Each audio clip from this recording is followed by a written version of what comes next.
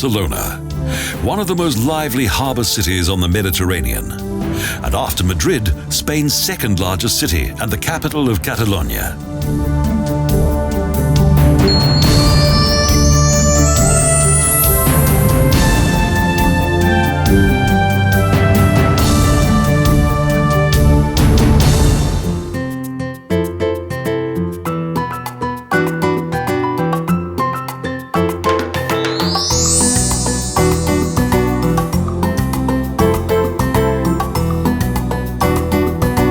Rambla. On the wide and shady boulevard that travels through the old town to the harbour, life goes on both night and day.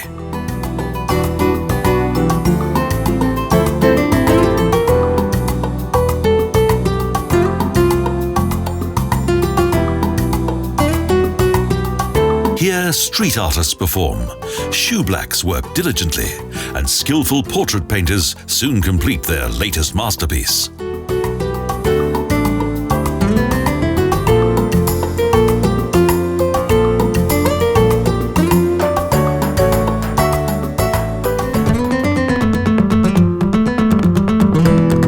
Directly next to the street is La Boqueria, the city's finest and most appealing food market. It's located in an ostentatious courtyard surrounded by arcades and was built on the site of a former monastery.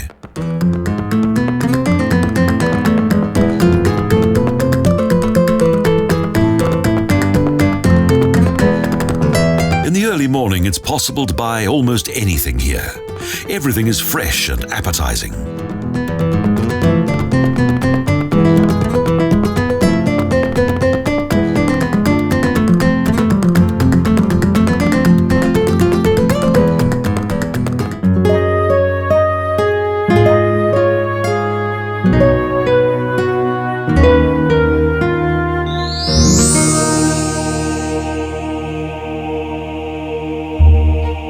On the other side of the Rambla is Barri Gothic, the old town's Gothic district, at the centre of which is La Zoo Cathedral.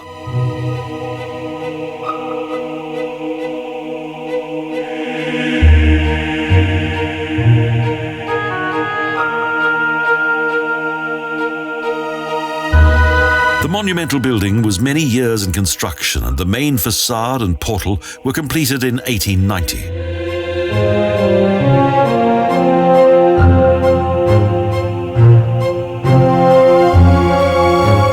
Reconstruction of what had been a Christian church destroyed by the Moors began in the 11th century, and in the 14th it was given its Gothic appearance.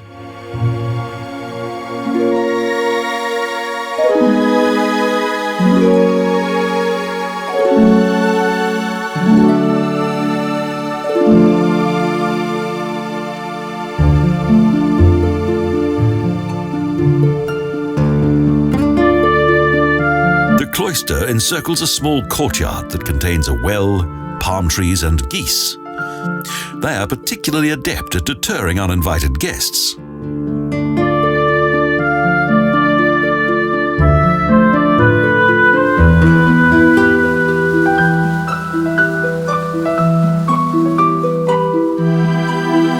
The small dark alleys around the cathedral are testament to the somewhat cramped building style of medieval times. There was little space within the walls of the city.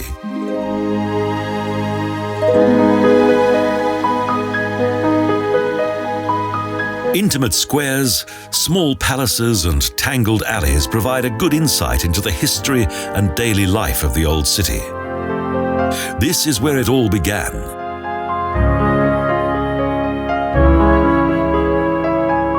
Iberians, Greeks, and Romans had their trading posts here, but it was not until 15 BC that the city began to blossom.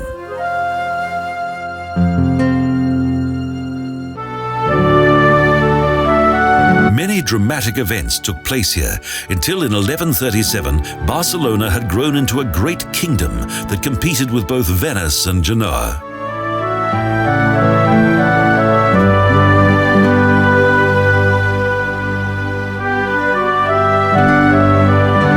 By way of aggressive expansion, Barcelona enjoyed a high season of both cultural and financial success.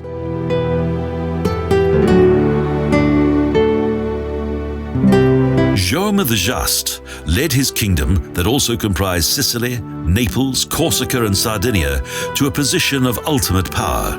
At that time, Barcelona was at the center of a momentous cultural development that was taking place in medieval Europe.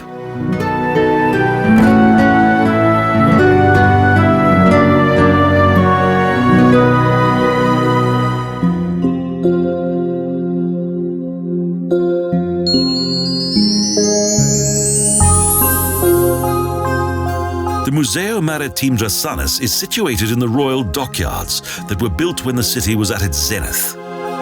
Its buildings are unique examples of Gothic architecture.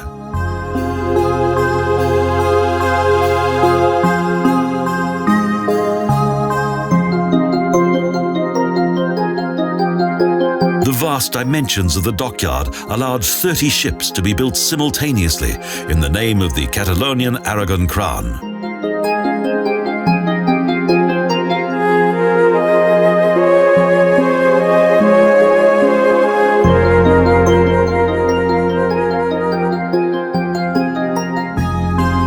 Great ocean adventures, discoveries and conquests, as well as the courage of the country's seafarers, are on display in various exhibition rooms.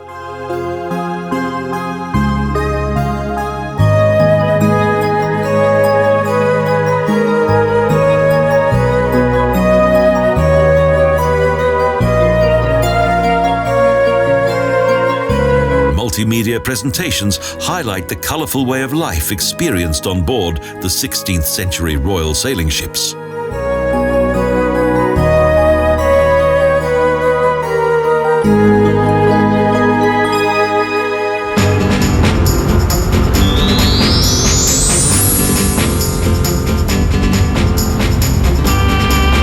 Next to the dockyards is the old harbour of Port Vell. A huge 60-metre-high column of Christopher Columbus greets those caught in the busy hustle and bustle of the surrounding area. For the first World Exhibition in 1888, Gaeta Buigas built this remarkable monument, from the top of which there's a good view of both city and harbour.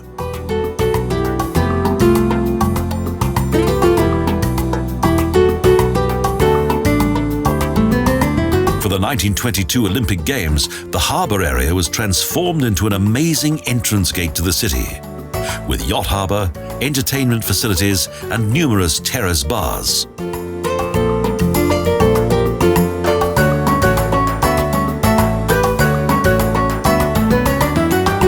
The old harbour office was fully restored and is now one of the most beautiful buildings of the 19th century.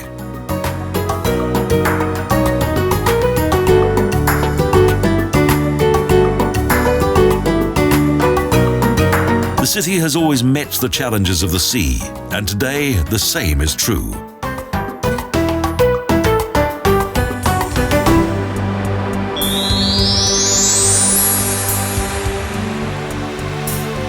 Located by the Columbus statue, a pleasure trip on one of the small boats that were first built in 1888 and known as the Golondrinas is a good way to see the sights.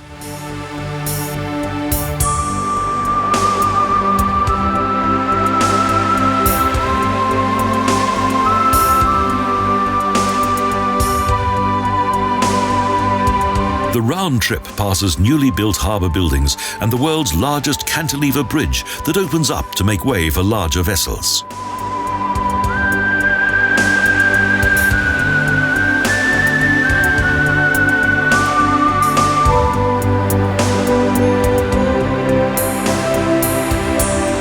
The industrial harbour of Barcelona, that is in the south of the old basin and at the foot of the Montjuic Mountain, is full of activity around the clock.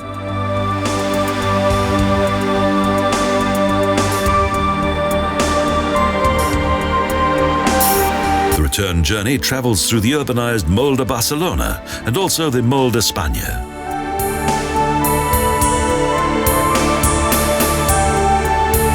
From a distance and built in arabesque style are the harbour office and customs house. Finally, the fascinating trip comes to an end.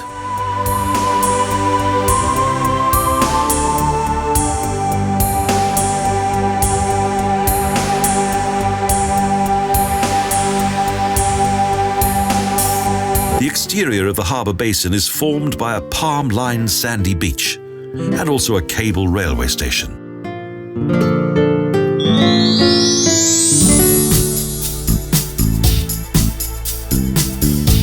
A little unusual and extremely interesting, a journey on the Transbordador Aire, a cable railway that travels from the harbour district.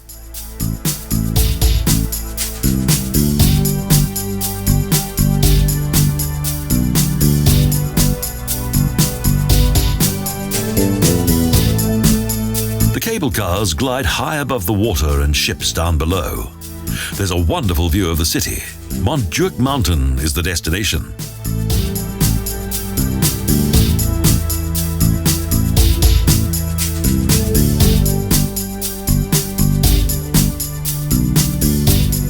The cable car service is frequent and carries a large number of people up the mountain. It's an extraordinary experience of vertigo plus fabulous views.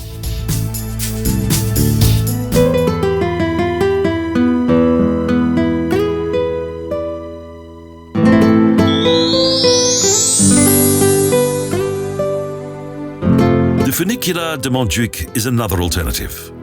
The mountain is highly significant in that it was the location of Barcelona's first settlement.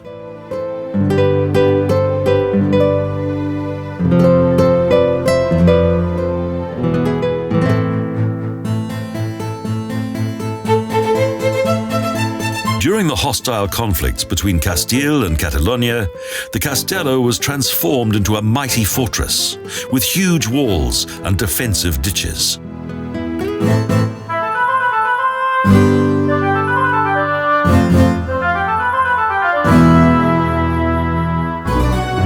During the Spanish Civil War, Montjuic Mountain also played an important strategic role. It provided a good view of enemy forces and their positions.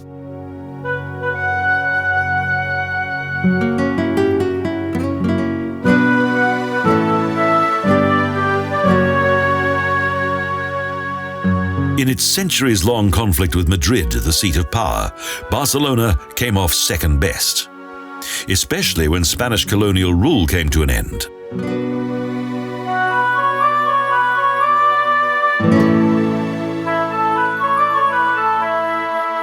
The funicular returns down the Magic Mountain, as it's referred to by the local inhabitants, to a station located in the middle of the mountain.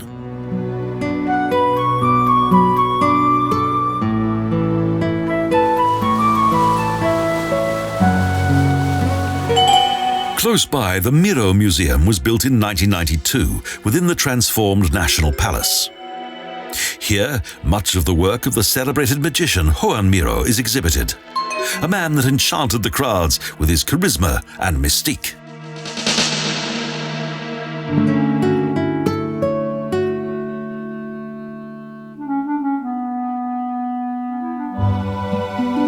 Near to the foot of the mountain is the splendid Palau Nacional, one of the city's most impressive sights and built for the World Exhibition with great historical panache.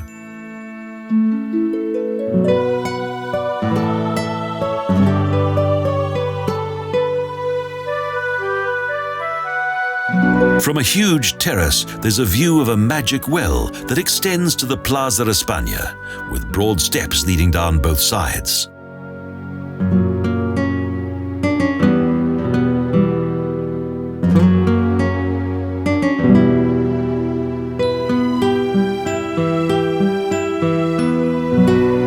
Two Venetian towers mark the monumental entrance into the World Exhibition area. It all adds up to a magnificent view, with the well and the Palau Nacional in the background.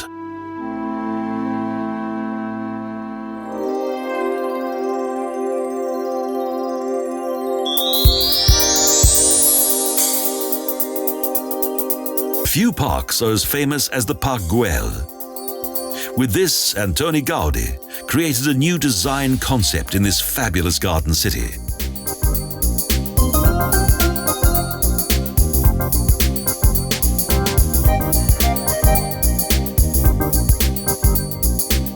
At its entrance, Gaudí placed a colourful lizard as a symbol of the water that is collected in subterranean cisterns and is used for the distribution of water in the park.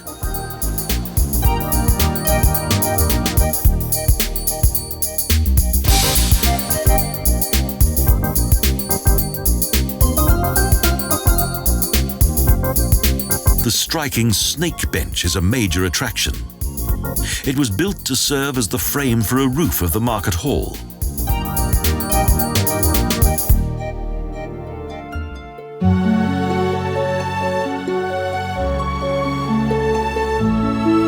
The market hall forms part of a large complex that dominates the entrance area. The impressive hall is supported by 90-meter-thick Doric columns.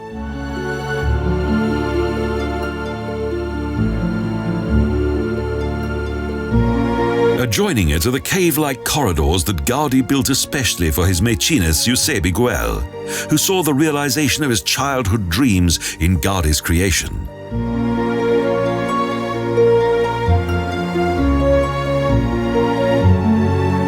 Nearly 3 kilometers of paths wind over this elevated area.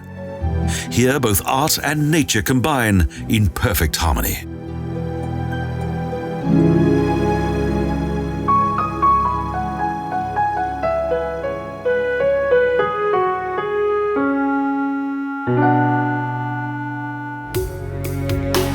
Of 60 homes that were originally planned here, only 2 were realized.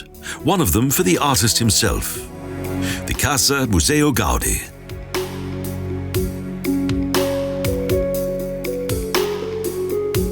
Gaudí actually inhabited his own work of art and lived there until some months prior to his death in 1926.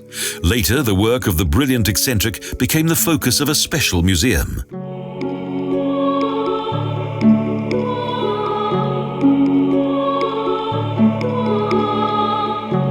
All the furnishings were designed by the master himself and are an extraordinary example of Catalonian Art Nouveau.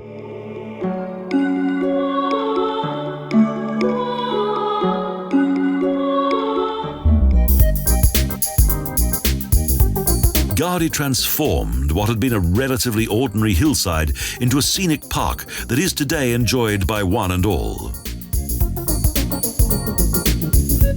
The city itself also featured in Gaudí's magnificent fantasies. The Palau Guell was treated to an ostentatious roof with a great array of air shafts and chimneys.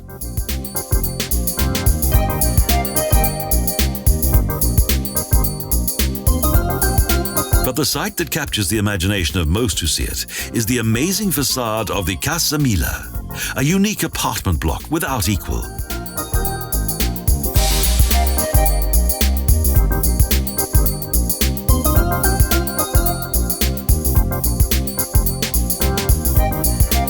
Not a single wall is straight. Glass and plaster were used for its facade, and colorful ornamental ceramics completed the work.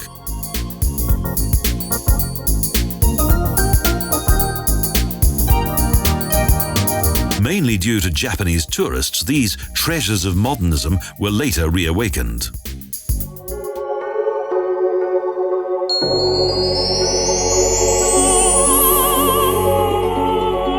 La Sagrada Familia, the unfinished. In 1883, Antonio Gaudí was given the go-ahead to work on the construction of the partly completed Church of the Poor.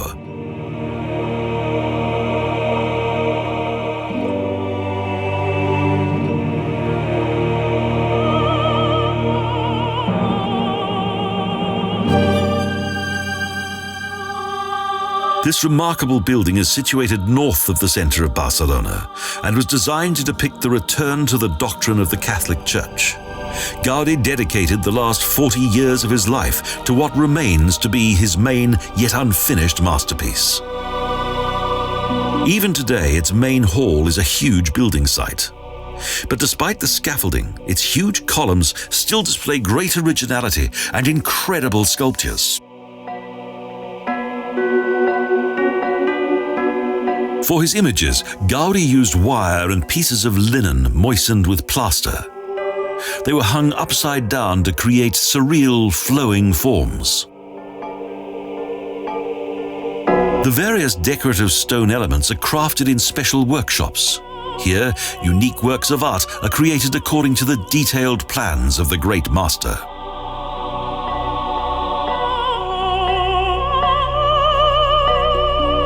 This temple of the Holy Family was built according to certain financial constraints. However, Gaudi's artistic temperament far exceeded any such restrictions.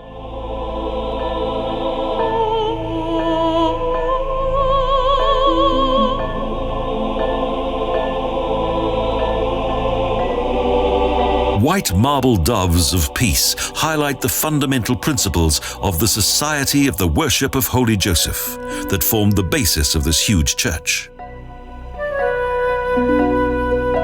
Each facade contains a portal that symbolizes the three theological virtues: faith, hope, and charity. Numerous biblical motifs are illustrated in sharp-edged forms and frame the archways to the gates.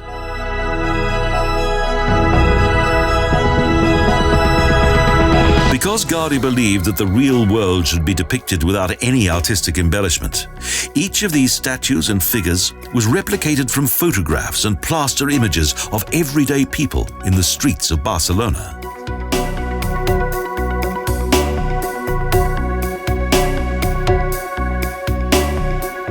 Today, this impressive church, whose completion was applauded by Gaudi, is a very popular symbol of Barcelona, as well as a subject of controversy between the city fathers.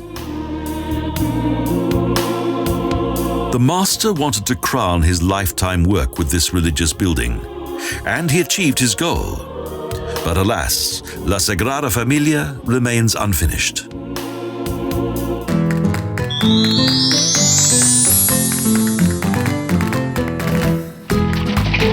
The Carro de Caballos travels along the Ramblas, a tree-lined street with an incomparable atmosphere of luxury.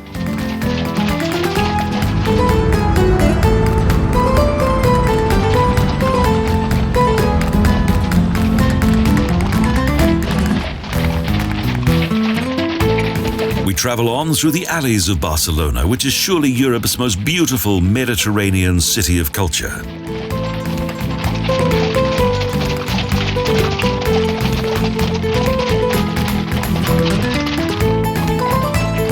Passing by a park that was created specially for the Olympic Games, and which became an integral part of this remarkable city.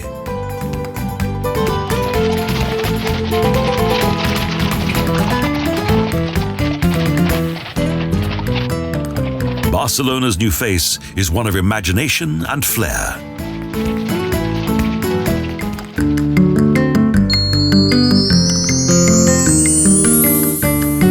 Not far away from the harbour is the zoo, a very modern and innovative environment for a large range of wildlife.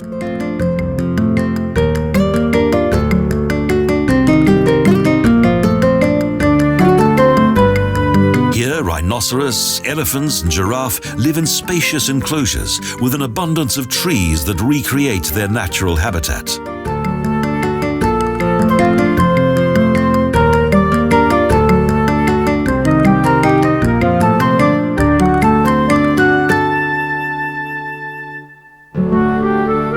The aquarium and dolphinarium are the zoo's most spectacular attractions, including dolphin displays that are extremely popular with visitors.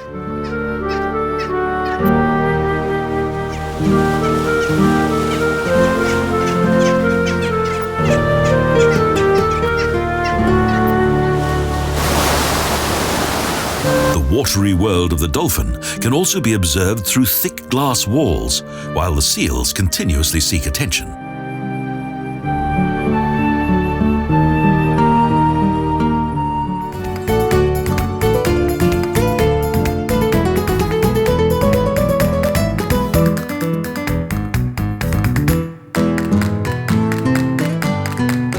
The zoo is famous for its many species of primate, and Snowflake is the only known albino gorilla in the world.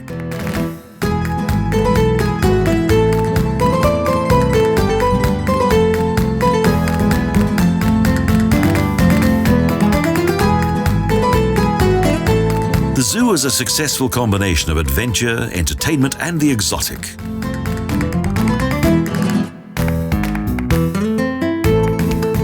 The entire city is a melting pot that ranges from Gothic to modernism, a veritable explosion of joie de vivre and creativity.